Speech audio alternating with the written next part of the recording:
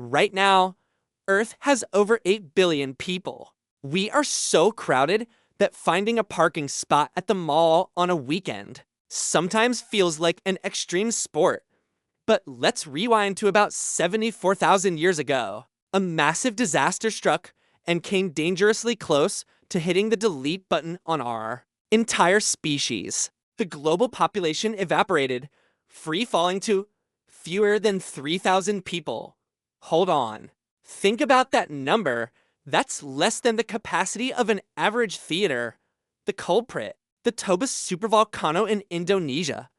Its eruption threw hundreds of cubic miles of ash into the sky, creating the most exclusive survival club in history, with the VIP pass being a one-way ticket straight to the harshest ice age you can imagine. So, what on earth did those last 3,000 people do to make sure we are here today? Let's start with the weather. Toba didn't just puff a little smoke for fun. It created a volcanic winter, meaning the volcanic ash was so thick that sunlight was simply denied entry to Earth. Global temperatures plummeted, dropping by up to 15 degrees Celsius.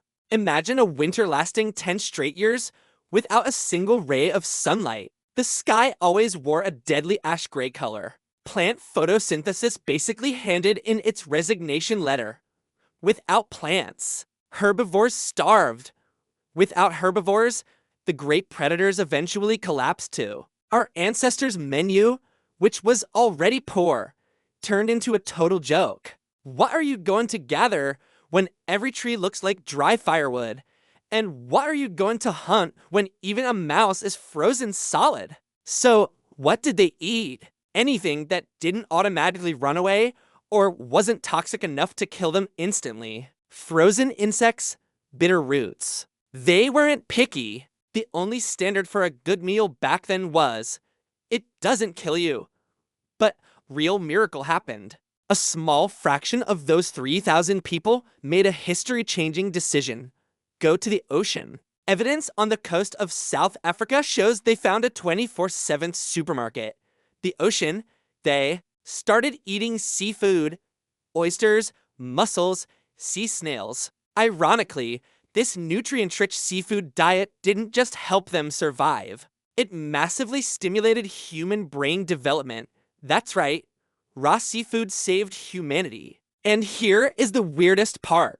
This catastrophic population crash created what scientists call a genetic bottleneck. When you squeeze an entire population through a funnel of just about 3,000 people, genetic diversity gets choked out. If you compare the DNA of two chimpanzees living 100 miles apart in Africa, they have more genetic differences than to humans living on opposite ends of the earth. No matter where you're from, biologically, we are all very, very close cousins. We all share the genome of the people who chewed raw oysters and huddled in caves 74,000 years ago. After about 10 years of darkness, the sun finally reappeared. Seeds sprouted, the earth warmed up, and those 3,000 stubborn humans stepped out of the shadows. The Toba eruption didn't wipe out humanity. It merely filtered out the most stubborn, the smartest, and the most adaptable ones to rise and conquer the planet.